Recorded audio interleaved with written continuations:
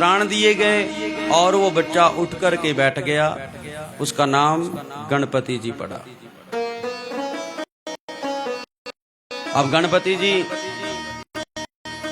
जब उठे, भगवान शिव को प्रणाम किया, मां पार्वती को प्रणाम किया, भगवान विष्णु के आगे प्रणाम किया, सबके आगे प्रणाम किया और नारद आदि ऋषियों से बोलने लगे कि आप लोगों मेरे अपराध को क्षमा करें। मनुष्यों में मान ऐसा ही होता है। तब ब्रह्मा, विष्णु और शिव उन तीनों ने एक साथ ही उस बालक को उत्तम वरदान देते हुए कहा कि जिस प्रकार हम तीनों देवता इस चराचर जगत में नित्य पूजे जाते हैं, उसी प्रकार गणपति जी आपका भी पूजन हमारी ही तरह होगा। उसी प्रकार आप भी समस्त देवताओं के द्वारा पूजे जाएंगे। हम लोग प्राकृत मौलिक देवता हैं, उसी प्रकार आप भी प्राकृत हैं, क्योंकि गणपति जी महाराज आप विघ्नों का हरण करने वाले हैं तथा सभी कामनाओं को पूर्ण करने वाले हैं। हम आपको वरदान देते हैं कि पहले गणपति जी आपका पूजन होगा, आपके पूजन के बाद ही हमारा पूजन हुआ करेगा। अगर लोग आपका पूजन नहीं करते हैं, सीधा हमारा पूजन कर दिया, तो पूजा पूरी नहीं मानी जाती। उन सज्जनों को पूजा का फल प्राप्त नहीं होता जो व्यक्ति गणपति का ध्यान किए बगैर पूजा करता है। अब ब्रह्मा जी बोले कि ऐसा हमने वरदान दिया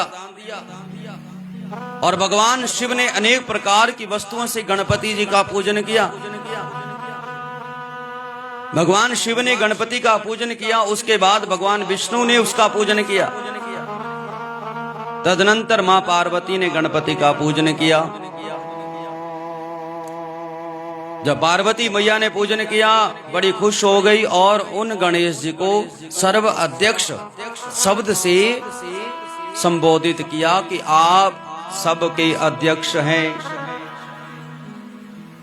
इसके बाद भगवान शिव ने प्रसन्न मन से गणपति जी महाराज को लोक में सदा सुख देने वाले अनेक प्रकार के वरदान जो है वो प्रदान किए। अब भगवान शिव बोले कि हे गिरिजांद्र सुता पुत्र,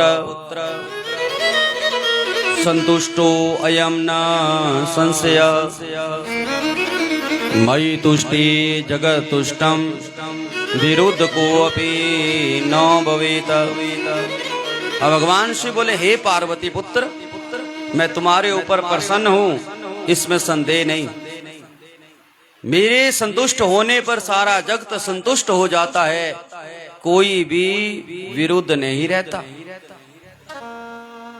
तुम बालक रूप से हो और शक्ति के महापराक्रमी एवं परम तेजस्वी पुत्र हो, इसलिए आप सर्वदा सुखी रहोगे, दूसरों को भी आप सुख ही प्रदान करोगे।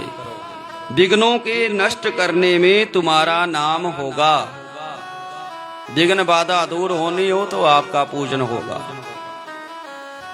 इस प्रकार भगवान शिव ने उससे कहा, पूजन करी। उसके बाद देवता जो इंद्रादि देवता थे, उन्होंने क्या किया, प्रसन्न होकर के अनेक प्रकार के गीत वाद्य तथा नाच जो है उस कैलाश पर्वत के ऊपर किया। इसके बाद भगवान शिव ने प्रसन्न होकर के गणपति जी को फिर से वरदान दिया कि हे गणेश्वर, तुम भादो महीने में कृष्ण पक्ष की चतुर्थी तिथि को शुभ चंद्र उदय काल में उत्पन्न हुए हो और रात्रि के प्रथम पहर में गिरिजा के चित्त से तुम्हारा रूप आविर्भूत हुआ है, इसलिए उसी दिन तुम्हारा उत्तम पूजन होगा, उत्तम व्रत होगा। अगर कोई आपका व्रत करना चाहे तो जिसको बोले भादो महीने कृष्ण पक्ष चतुर्थी तिथि, उसी दिन आपका व्रत उत्तम माना जाएगा। बोलिए गणपति जी महाराज की जय हो। गणपति जी का प्राकट्य कब हुआ? भादो महीने कृष्ण पक्ष चतुर्थी तिथि रात्रि के प्रथम पहर के बीच। इसलिए गणपति जी की जो कथा आप सुनाते हो, व्रत जो कोई करता है तो जो सूर्य अस्त चल की ओर होता है दोष में मिलते हैं, उसमें गणपति जी महाराज की कथा करी जाती है। इसको संकट चौथ व्रत भी कहते हैं। किसी के जीवन में बार बार संकट आ रहा हो, किसी के जीवन में बार बार दुख आ रहा हो, उस व्यक्ति को गणपति जी महाराज की शरण में चले जाना चाहिए, क्योंकि गणपति जी महाराज सब संकट को हरने वाले हैं, सब दुखों को हरने वाले हैं, सर्व विघ्नों को दूर करने वाले हैं। इसलिए गणपति जी का पूजन किया करो। उसी दिन से आरंभ कर उसी तिथि को सभी सिद्धियों के लिए मनुष्य को प्रसन्नता पूर्वक इस सुंदर व्रत का अनुष्ठान करना चाहिए। 1 साल का विधान बताया गया कि अगर आप गणपति जी का व्रत शुरू करना चाहते हैं तो भादो महीने में शुरू करिए और अगले भादों में उस व्रत का उद्यापन कर देना चाहिए। जो लोग इस संसार में अनेक अतुल सुख चाहते हैं, वे प्रत्येक चतुर्थी दिन विधि पूर्वक तुम्हारा पूजन करें और व्रत करें। मगर शीर्ष के महीने में रमा नामक जो चतुर्थी होती है, उस दिन पुनः स्नान करके व्रत के लिए ब्राह्मणों से निवेदन करें। अब गणपति जी को जो पूजन किया जाता है, उस पूजन में दुर्वा गणपति जी को चढ़ाएं तथा उपवास करें। रात्रि का प्रथम पहर उपस्थित होने पर स्नान करें और गणपति जी का पूजन करें। गणपति जी का पूजन धातु से, मूंग से, श्वेत अर्क से अथवा मिट्टी से गणपति जी की मूर्ति बनाएं और उसके ऊपर प्रतिष्ठा करें, गणपति जी का पूजन करें। गणपति जी के लिए जो आप दुर्वा चढ़ाते हो वो 12 उंगल लंबी होनी चाहिए और 3 गांठ से युक्त होनी चाहिए, मूल रहित होनी चाहिए। जो दुर्वा चढ़ती है वो उखाड़ी नहीं जाती, बस उसे ऊपर से थोड़ा तोड़ा जाता है और उसकी 3 पंखुड़ियां होनी चाहिए। जिस प्रकार बिल्व पत्र 3 वाला चढ़ता है, उसी प्रकार गणपति जी को जो दुर्वा है वो भी 3 पंखुड़ियों वाली ही चढ़ती है। प्रेम से बोल दो नमः शिवाय। अब गणपति जी का पूजन करें। जो भी जिसकी कामना हो उसको वो सिद्धि प्राप्त होगी, जो व्यक्ति गणपति जी का पूजन करता है। इस प्रकार गणपति जी को वरदान दिए। असूत जी महाराज सोन का दृश्यों से कहते हैं कि मैंने गणपति जी महाराज का जो श्रेष्ठ आख्यान है वो आपको सुनाया। अब पराक्रम से युक्त उनका दिव्य चरित्र भी आप सुनो। हितात उसके बाद क्या हुआ उसे भली भांति कहिए। ये आख्यान शिवा और शिव के यश से परिपूर्ण है और महान आनंद को देने वाला है। ब्रह्मा जी बोले, हे मुनि श्रेष्ठ, करुणार्द्र चित्त वाले, आपने ठीक ही पूछा है। अब मैं आगे की कथा कहता हूं, ध्यान से सुनना। कि एक दिन शिव और शिवा अपने दोनों पुत्रों की लीला देख करके बड़े प्रसन्न हो रहे थे। माता पिता के दुलार से उनका सुख दिन रात बढ़ने लगा। वे दोनों गणपति और कार्तिक जी प्रसन्नता पूर्वक बचपन में क्रीड़ा करते खेलते। भगवान शिव को भी खुशी होती और माँ को भी खुशी होती है जब दोनों बच्चे आपस में प्रेम से रहते हैं।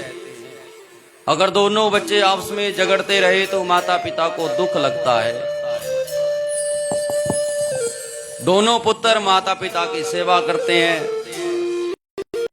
जैसा शास्त्रों में बताया गया। क्षणमुख कार्तिक तथा गणपति माता चंद्रमा की तरह बढ़ता है। ये देव ऋषि, एक समय की बात है कि भगवान शिव और शिवा वे दोनों प्रेम पूर्वक होकर एकांत कर रहे। अब दोनों ने विचार क्या किया कि विवाह योग्यो संजातो सुताविति च ताबवो विवाहंच कथम कार्य पुत्रयोरुभयो शुभम। अब भगवान शिव और माता पार्वती विचार क्या करते हैं कि हमारे दोनों पुत्र विवाह के योग्य हो गए, अब इन दोनों का विवाह कैसे किया जाए। जिस प्रकार कार्तिक जी हमारे लिए प्रिय हैं, उसी प्रकार गणपति जी भी प्रिय हैं। इस प्रकार चिंता में पड़े हुए वे दोनों लीला का आनंद लेने लगे। अपने माता पिता का विचार जान करके दोनों पुत्र विवाह की इच्छा के लिए लालायित हो उठे। गणपति जी सोच रहे हैं मन में कि पहले विवाह मैं करूंगा। कार्तिक जी अपने मन में सोच रहे कि मैं बड़ा हूं, विवाह पहले मेरा होना चाहिए। इस प्रकार एक दूसरे से उन्होंने चर्चा भी करी। गणपति जी कार्तिक जी से कहते हैं, कार्तिक जी विवाह पहले मैं करूंगा। कार्तिक जी बोले, नहीं गणपति आप छोटे हो, विवाह पहले मैं करूंगा। अब दोनों इस बात को लेकर के ही उलझ गए। जब दोनों झगड़ा करने लगे, जगत के अधिपति वे दोनों शिव और शिवा उनके वचनों को सुन करके लोक आचार की नीति को लेकर महान आश्चर्य में पड़ गए कि देखो बच्चे विवाह के लिए झगड़ रहे। माता पिता तो जानते हैं कि विवाह तो दोनों का ही होगा, एक का पहले कर देंगे एक का बाद में कर देंगे, लेकिन ये तो झगड़े में पड़ गए। अब क्या किया जाए, ऐसा निश्चय करके वो दोनों सोच रहे हैं और भगवान शिव एक अद्भुत लीला करने लगे। एक दिन भगवान शिव और शिवा दोनों बैठे हैं कैलाश पर्वत के ऊपर, और भगवान शिव ने अपने दोनों पुत्र गणपति और कार्तिक जी को अपने पास बुलाया। जब दोनों पुत्रों के अपने पास बुलाया, पुत्रों ने पिताजी के माताजी के आगे प्रणाम किया और बोले, बाबा आपने हमें बुलाया। भगवान शिव बोले, विवाह करना है आपने? हाँ। दोनों बोले, हाँ महाराज हमने करना है। तो भगवान शिव बोले, हमने एक सुखमय नियम आपके लिए बनाया है, पुत्रों उसे प्रीति से सुनो। मैं आपसे कहता हूं, तुम दोनों ही पुत्र मेरे लिए समान हो, दोनों ही मेरे लिए प्रिय हो। इसमें कोई संदेह नहीं कि एक ज्यादा प्रिय है एक कम प्रिय है। अतः हम लोगों ने तुम दोनों के लिए एक कल्याणप्रद शर्त रखी है। तुम दोनों में जो कोई भी संपूर्ण पृथ्वी की परिक्रमा करके हमारे पास पहले चला आएगा, उसी का शुभ विवाह पहले किया जाएगा। ब्रह्मा जी नंदीश्वर से बोले कि जब भगवान शिव ने ऐसा वचन कहा कि जो पहले धरती की परिक्रमा लगा करके आएगा उसका विवाह किया जाएगा, तो कार्तिक जी ने जल्दी से प्रणाम किया, आगे की बात को नहीं सुना। जल्दी से मैया के आगे प्रणाम किया, बाबा के आगे प्रणाम किया, क्योंकि कार्तिक जी के मन में अभिमान आ गया कि मेरे पास सवारी मोर की है कि हमारा विवाह नहीं किया। अब गणपति जी महाराज प्रणाम करते हैं, चुप है बैठे हैं। बुद्धिमान है गणपति जी महाराज, विचार कर रहे अपने दिमाग से। कहते हैं जब कोई ऐसी परिस्थिति आए तो उसमें दिमाग से कार्य लिया जाता है। कोई जीवन में संकट आए दिमाग से कार्य लिया जाता है। बिना दिमाग से अगर आप बुद्धिमान नहीं है, समझदार नहीं है, तो आप अगर उलझे हो कहीं तो उलझे ही रहेंगे, निकल नहीं सकते उससे बाहर। अब गणपति जी बुद्धिमान है। गणपति जी जानते हैं कि मैं ज्यादा नहीं चल सकता, थोड़ी कोस दूर जाऊंगा फिर चूहा थक जाएगा, मुझे बैठना पड़ेगा। फिर सोचने लगे धरती की परिक्रमा करके मुझे कौन सा सुख प्राप्त हो जाए। ऐसा विचार करके गणपति जी ने जो किया वो आप भी सुनिए। अब गणपति जी महाराज क्या करते हैं, चले गए वहां से। माता पार्वती बोल रही है बाबा से, अरे गणपति जी जा ही नहीं रहे। भगवान शिव हंस रहे हैं, बोले भाई देवी चुप रहना। महाराज बोलने लगे कि बाबा, मैंने आप दोनों के लिए आसन लगाया है, आप मेरे साथ आइए, वहां बैठिए। मां पार्वती बोली, गणपति क्यों? भगवान शिव बोले, देवी मैंने कहा चुप रहिए। अब दोनों चल पड़े, भगवान शिव और मां पार्वती। गणपति जी महाराज ने आसन लगाया, उस आसन के ऊपर गणपति जी ने अपने बाबा को, अपनी माता दोनों को बैठा दिया। बोलिए बैठिए। बैठाया और प्रणाम किया कि हे माँ, हे बाबा, मेरा मनोरथ, मेरे मन की अभिलाषा पूर्ण करिए। उनकी बात सुनकर के पार्वती और परमेश्वर पूजा ग्रहण करने के लिए आसन के ऊपर बैठ गए। गणपति जी महाराज ने दोनों माता और पिता दोनों का पूजन किया और बारंबार उनकी परिक्रमा की। इस प्रकार चूहे के ऊपर गणपति जी महाराज बैठे। भगवान शिव ने कहा था कि धरती का एक चक्कर लगा के आओ। आज गणपति जी महाराज ने देखो क्या किया कि अपने वाहन चूहे के ऊपर बैठे और अपने बाबा और अपनी माता की 7 परिक्रमाएं कर ली। परिक्रमा एक होनी थी, 7 कर ली। जब 7 परिक्रमा पूर्ण हो गई, अब गणपति जी महाराज अपने बाबा और माता के आगे प्रणाम करते हैं। बुद्धिमान गणेश जी बारंबार उनकी स्तुति करते हैं, हाथ जोड़ करके बड़े प्रेम से अपने माता और अपने बाबा से कहने लगे कि हे मैया जी, हे बाबा, आप मेरी श्रेष्ठ बात सुनिए। अब शीघ्र ही मेरा सुंदर विवाह का जो कार्य है उसको पूर्ण कर दीजिए। इस प्रकार महात्मा गणपति के वचन सुनकर के माता महाबुद्धि निधि गणेश जी से दोनों बोलने लगे कि तुम भी वन सहित पृथ्वी की परिक्रमा लगाने जाओ, तभी शादी होगी। कुमार गया हुआ है, वहां तुम भी जाओ और पहले चले आओ हमारे पास परिक्रमा करके। इस प्रकार माता पिता के इस वचन को सुनकर के गणपति जी महाराज कुपित हो गए और कहने लगे कि हे मैया, आप दोनों धर्म रूप और अत्यंत विद्वान है। बाबा मेरी बात सुनिए, मैंने तो 7 परिक्रमा धरती की लगा ली है, लेकिन भैया आप ऐसा क्यों कह रहे कि धरती की परिक्रमा लगाओ? क्योंकि शास्त्र कहता है कि माता पिता के चरणों में पूरा ब्रह्मांड रहता है और जो व्यक्ति माता पिता की सेवा कर लेता है, समस्त तीर्थों का, समस्त यात्राओं का, समस्त दानों का वो फल प्राप्त कर लेता है।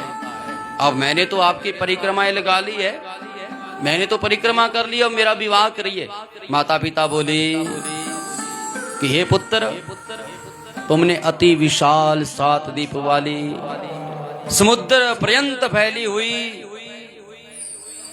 घोर जंगलों से पृथ्वी व्याप्त पृथ्वी की परिक्रमा कब की? शिव शिवा के इस वचनों को सुनकर के गणपति जी महाराज कहने लगे कि मैंने आप दोनों माता पिता शिवा और शिव का पूजन करके अपनी बुद्धि से समुद्र पर्यंत पृथ्वी की परिक्रमा कर ली। इस प्रकार वचन वेदों शास्त्रों तथा शास्त्रों में विद्यमान है। क्या ये वचन सत्य नहीं अथवा असत्य है? मुझे इस बात का आप उत्तर दीजिए। माता पिता का पूजन कर जो उनकी परिक्रमा कर लेता है, उस व्यक्ति को पृथ्वी की परिक्रमा का फल निश्चय रूप से प्राप्त हो जाता है। जो व्यक्ति माता पिता को घर में छोड़ करके तीर्थ यात्रा के ऊपर चला जाता है, उसके लिए वैसा पाप कहा गया है जो उन दोनों के वध करने से लगता है। जो व्यक्ति बिना अपने माता पिता की आज्ञा या अपने माता पिता को घर में छोड़ करके जाता है, उस व्यक्ति को तीर्थ यात्रा का फल तो नहीं मिलता, लेकिन माता पिता को कष्ट देने से, उनको एक प्रकार का मारना, जिस प्रकार कोई दुष्ट व्यक्ति अपने माता पिता को मारते है उसको पाप लगता है, वो पाप उस व्यक्ति को लगता है जो अपने माता पिता को घर में छोड़ करके चला जाता है। प्रेम से बोल दो नमः शिवाय। क्योंकि शास्त्र कहते हैं कि माता पिता के चरणों में ही परमात्मा है। शास्त्र कहते हैं कि माता पिता के चरणों में ही तीर्थ है, क्योंकि ये तीर्थ हमारे निकट रहता है, सभी प्रकार से सुलभ है, धर्मों का साधन है। पुत्र के लिए माता पिता तथा स्त्री के लिए पति का घर ही सर्वोत्तम तीर्थ है। प्रेम से बोल दो नमः शिवाय। वेद और शास्त्र निरंतर कहते हैं आप लोगों को यही करना चाहिए, अन्यथा ये सब असत्य हो जाएंगे। ऐसी स्थिति में आपका स्वरूप ही असत्य हो जाएगा और तब वेद भी असत्य हो जाएंगे पिताजी, इसमें शंका नहीं है। अतः आप मेरा शुभ विवाह शीघ्रता से करिए, अथवा वेदों और शास्त्रों में कही हुई बातें झूठी हो जाएंगी। हे माता पिता, इन दोनों में जो श्रेष्ठ हो ठीक ठीक विचार करिए और सोचिए और मेरा विवाह करिए।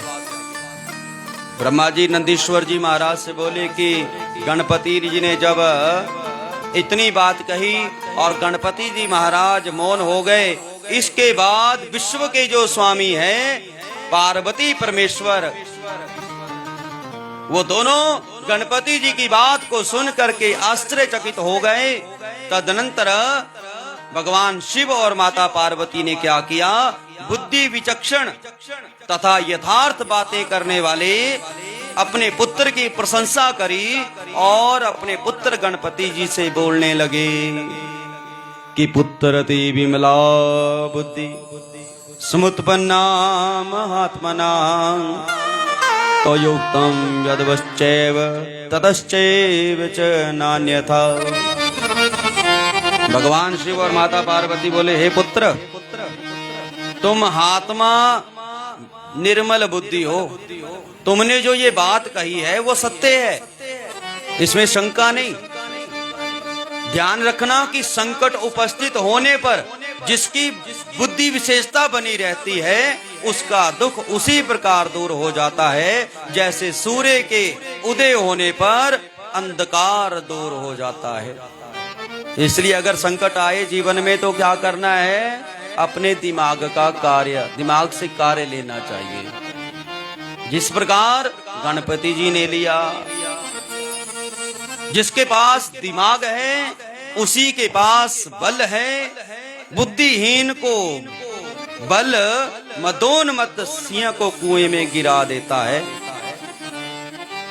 वेद शास्त्रों तथा पुराणों में बालक के लिए जो धर्म पालन बताया गया है, तुमने वो सब धर्म पालन किया है। तुमने जो सम्यक कार्य किया उसे कोई नहीं कर सकता। हम दोनों ने तुम्हारी बात को मान लिया, अब उसे अन्यथा किया जा सकता है। ऐसा कहकर दोनों बुद्धि सागर गणपति जी को आश्वासन देते हैं और गणपति जी के विवाह के लिए विचार करने लगे कि अब गणपति जी का जो बात हुई है अब बात को पूरा करना है। इसके बीच विश्वरूप नाम के प्रजापति हुए और विश्वरूप ने क्या किया, शिव और शिवा से मिले और शिव और शिवा ने विश्वरूप से उसकी पुत्रियों का हाथ अपने पुत्र गणपति के लिए मांगा। विश्वरूप प्रसन्न हो गए कि भगवान शिव की बहू बनेगी हमारी बेटी। अब उस विश्वरूप नाम के प्रजापति के घर दो बेटियां हैं। एक बेटी का नाम है रिद्धि और दूसरी बेटी का नाम है सिद्धि। अब भगवान शिव और माता पार्वती ने क्या किया, गणपति जी का रिश्ता विश्वरूप जी के घर किया। विवाह की तैयारियां हुई और विवाह का दिन पास में आया। बारात गई और विश्वरूप की जो दो पुत्रियां हैं रिद्धि सिद्धि, उन दोनों के साथ जो है गणपति जी महाराज का विवाह हो गया। बोलिए गणपति जी महाराज की जय हो। आओ आओ जी गणेश नु मना लिए, होणगियां आसां पूरियां आओ आओ जी गणेश नु मना लिए होणगियां आसां पूरियां आओ आओ जी गणेश नु मना लिए होणगियां पूरियां आओ आओ जी गणेश नु मना लिए होणगियां आसां पूरियां आओ आओ जी गणेश नु मना लिए होणगियां पूरियां होणगियां आसां पूरियां होणगियां आसां पूरियां होणगियां आसां पूरियां होणगियां पूरियां आओ आओ जी गणेश नु मना लिए होणगियां आसां पूरियां आओ आओ जी गणेश नु मना लिए होणगियां आसां पूरियां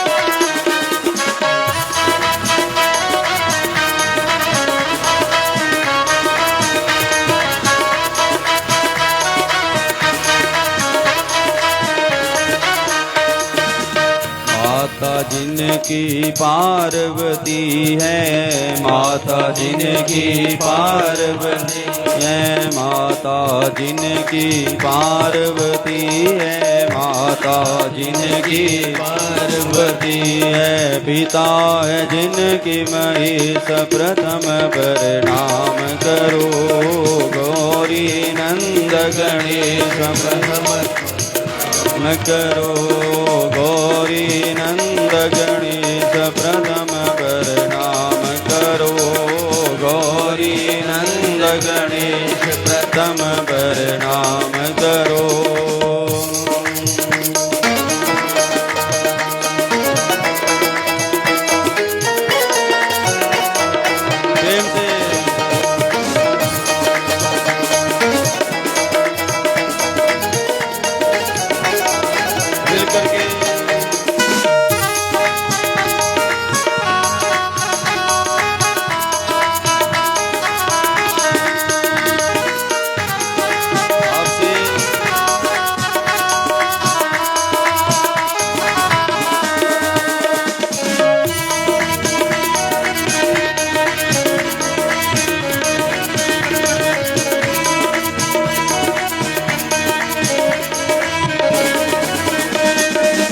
एक दंत दयावंत चार भुजाधारी एक दंत दयावंत चार भुजाधारी एक दंत दयावंत चार भुजाधारी एक दंत दयावंत चार भुजाधारी माते सिंदूर सोई मुझसे सवारी माते सिंदूर सोई मुझसे सवारी और मिल चरण दुलाली होणगियां आसां पूरियां आओ आओ जी गणेश नु मना लिए होणगियां आसां पूरियां आओ आओ जी गणेश नु मना लिए होणगियां आसां पूरियां आओ आओ जी गणेश नु मना लिए होणगियां आसां पूरियां बड़े भाव से मिल करके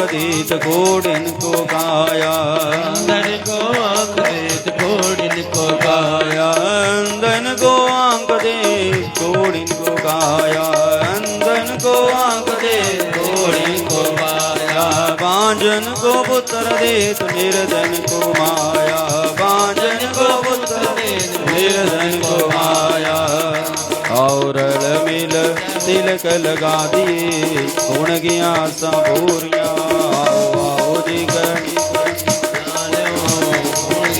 सबूरिया, आओ जी गणेश नु मना लिए गुण गया सबूरिया, गणेश न मना लियो गुण गया सबूरिया।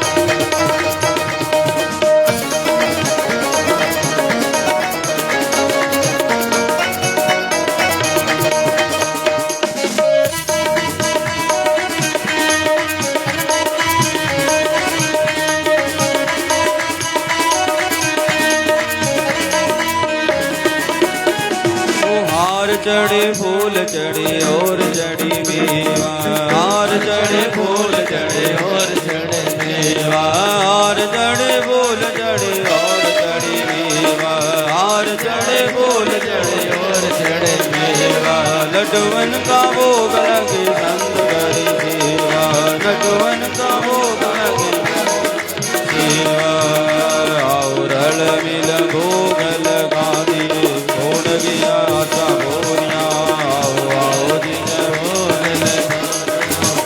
गैया आओ जी गणेश नु मना लिए गुण गया सबूरिया, आओ जी गणेश नु मना लिए गुण गया सबूरिया।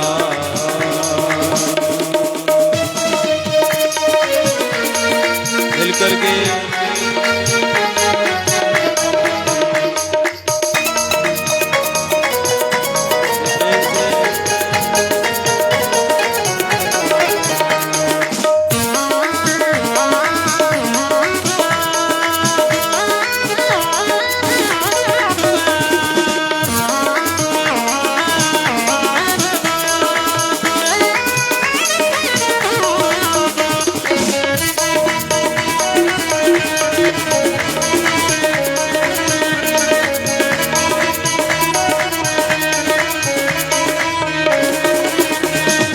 दीनन के लाज रखो शंभु सुत गौरी, दीनन के लाज रखो गौरी, दीनन की लाज रखो शंभु सुत गौरी, दीनन की लाज रखो शंभु सुत गौरी, कामना को पूर्ण करो जाऊं बलिहारी, कामना को पूर्ण करो हारी, आओ रड़ मिल हार पहना दी गुण गया सबूरिया, आओ जी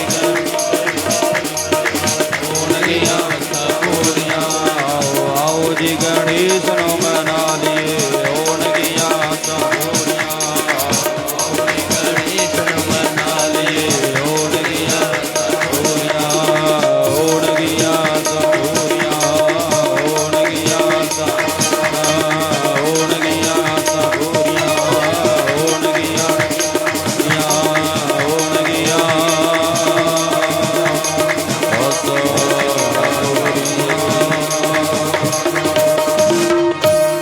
बोली गणपति जी महाराज की जय, गौरी शंकर महादेव की जय। अब देखिए भगवान शिव का विवाह विश्वरूप जी हुए, उनकी दो पुत्रियों के साथ जो है हो गया। अब गणेश जी महाराज का जब विवाह हुआ उसके बाद गणपति जी महाराज कैलाश पर्वत के ऊपर विराजते हैं अपनी दो पत्नियों के साथ। समय बीता, कुछ समय बीतने के बाद गणपति जी महाराज की जो दो भार्याएं हैं, उन दो भार्याओं के गर्भ से दो पुत्रों का जन्म हुआ। गणपति जी की जो पहली पत्नी सिद्धि है, सिद्धि नाम की पत्नी के गर्भ से क्षेम नामक पुत्र का जन्म हुआ। और जो दूसरी बुद्धि नाम की पत्नी है, उसके गर्भ से लाभ नामक सुंदर पुत्र उत्पन्न हुआ। गणपति जी के घर में दो पुत्र हो गए। क्षेम को शुभ भी कहा जाता है। शुभ और लाभ दो पुत्र हुए गणपति जी के। अब आप इतना बड़ा घर बनाते हैं तो घर के बाहर शुभ और लाभ जरूर लिखा करो, क्योंकि जिस घर में क्षेम आ जाता है, शांति आ जाती है, घर से अमंगल दूर हो जाता है और उस घर में लाभ की प्राप्ति होती है। प्रेम से बोल दो राधे राधे। इसलिए शुभ और लाभ ये दोनों गणपति जी के पुत्र हैं। अब दो पुत्र हो गए गणपति जी के। इस प्रकार गणपति जी महाराज अचिंत्य सुख का उपभोग करने लगे। समय बीता तो कार्तिक जी महाराज परिक्रमा लगाने गए हैं। कार्तिक जी परिक्रमा लगा करके जब वापिस लौटे कैलाश पर्वत के ऊपर, तो कार्तिक जी महाराज प्रणाम करते हैं, बाबा हमने परिक्रमा कर दी, अब हमारा विवाह कर दो। बाबा देख रहे हैं कि क्या बोले इससे। मैया के आगे प्रणाम किया, मैया भी बैठी है, प्रणाम किया। अब कार्तिक जी नजर घुमाई तो क्या देखा कि गणपति जी महाराज बैठे हैं, उनके साथ दो स्त्रियां बैठी है और दोनों स्त्रियों की गोदी में पुत्र भी है। आज कार्तिक जी महाराज समझ गए कि भगवान शिव ने, मेरे पिताजी ने मेरे साथ छल किया और छल के साथ छोटे भाई गणपति का विवाह कर दिया। अब कार्तिक जी महाराज गुस्से में आ गए, वहां से चले गए। जब कार्तिक जी महाराज वहां से चले गए, अब नारद जी उनके घर आकर के पहुंचे और उन्होंने कार्तिक के पास गए। कार्तिक जी से कहने लगे कि हे कार्तिक जी, मैं आपसे कुछ कहता हूं, ध्यान से सुनना। मैं कोई छल से, कोई अपने मतलब के लिए नहीं। तुम्हारे माता पिता शिव और शिवा ने जो कार्य किया, उसे इस लोक में कोई नहीं कर सकता। ये मैं सत्य सत्य कह रहा हूं। उन लोगों ने पृथ्वी की परिक्रमा का बहाना लगा करके तुम्हें घर से बाहर निकाल दिया और गणपति जी का उत्तम तथा शोभन विवाह उन्होंने कर दिया। आप जानते हैं, आपने देखा कि आपके माता पिता ने गणपति का विवाह कर दिया। उन्हें विश्व रूप प्रजापति की अत्यंत मनोहर रत्न रूपा दो कन्याएं स्त्री के रूप में प्राप्त हुई। शुभ अंगों वाली उन दोनों पत्नियों से उन्हें दो पुत्र हुए। इस प्रकार वे गणेश अपनी दोनों पत्नियों से दो पुत्र प्राप्त करके माता पिता के मत में रहकर निरंतर सुख भोग रहे हैं।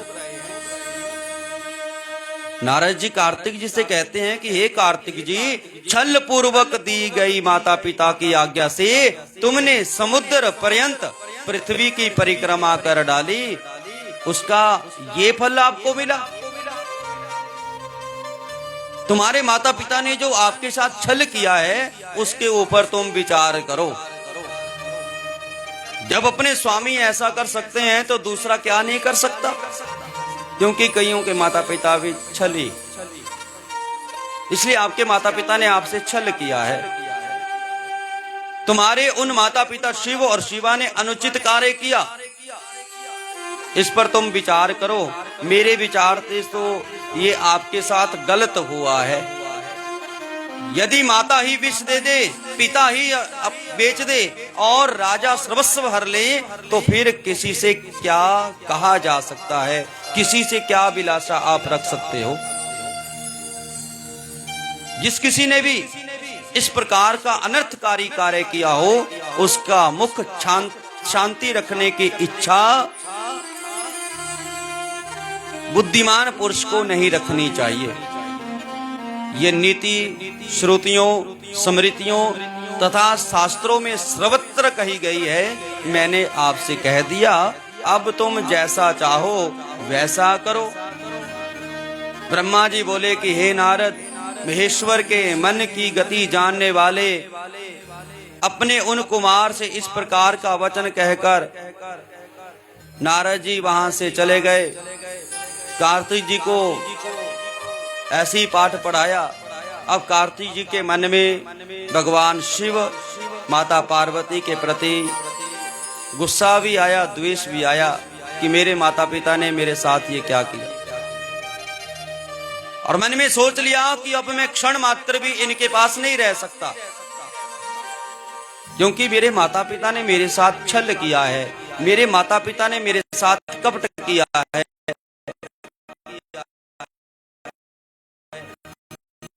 इस प्रकार कहकर हे मुन्ने जाते हैं। ऐसे कार्तिक जी महाराज कैलाश पर्वत को छोड़ करके चले गए।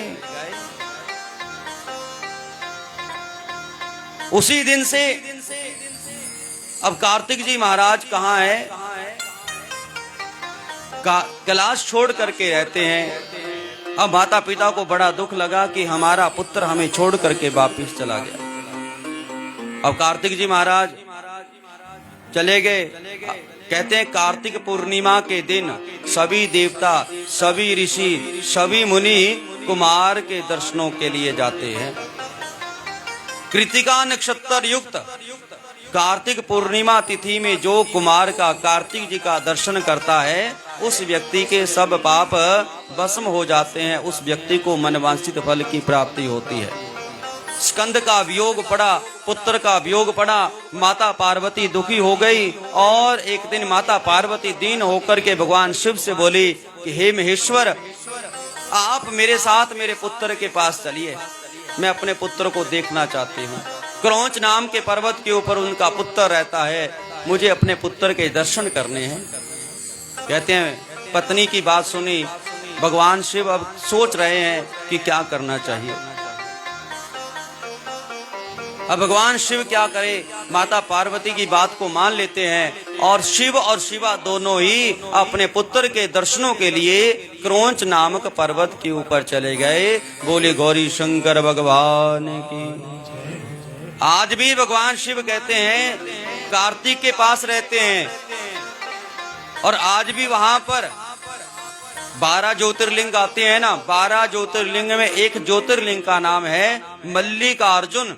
ये मल्लिकार्जुन जो शिवलिंग प्रतिष्ठित हुआ, ये क्रौंच नाम के पर्वत के ऊपर हुआ, क्योंकि भगवान शिव और माता पार्वती कैलाश पर्वत पर भी और क्रौंच पर्वत पर भी अपने पुत्र कार्तिक के पास आज भी विराजते हैं। बोलिए गौरी शंकर भगवान की जय हो। आज भी मल्लिकार्जुन ज्योतिर्लिंग 12 ज्योतिर्लिंग होते हैं, उनमें मल्लिकार्जुन दिव्य मंदिर मल्लिकार्जुन में बना है। पार्वती और जब शिव अपने पुत्र कार्तिक के पास गए, अब कार्तिक विरक्त हो गए और वहां से अन्यत्र जाने के लिए तैयार हो गए कि मुझे आपके दर्शन नहीं करने, माँ बाबा मुझे आपके साथ नहीं रहना। तभी भगवान शिव अपने पुत्र से कहने लगे, बोले हे पुत्र, देवताओं तथा मुनियों और हम आपसे प्रार्थना करते हैं कि हमारे पास रुक जाओ। लेकिन कार्तिक जी महाराज आज भी जहां पर बोले बाबा मल्लिकार्जुन में है, वहां से 3 योजन दूर पर हटकर निवास करते हैं। अगर आज कोई मल्लिकार्जुन ज्योतिर्लिंग के पास जाता है तो वहां कार्तिक जी का मंदिर भी बना है। कहते हैं कार्तिक जी का दर्शन करने के बाद ही शिव का दर्शन किया जाता है, तब जाकर के मल्लिकार्जुन ज्योतिर्लिंग की जो यात्रा है वो पूर्ण होती है। बोलिए मल्लिकार्जुन महादेव की जय। अमावस्या के दिन भगवान शिव वहां जाते हैं, पूर्णवासी के दिन पार्वती जी निश्चित रूप से जाती है। इस प्रकार कार्तिक जी का और गणपति जी का जन्म का प्रसंग आपको सुनाया।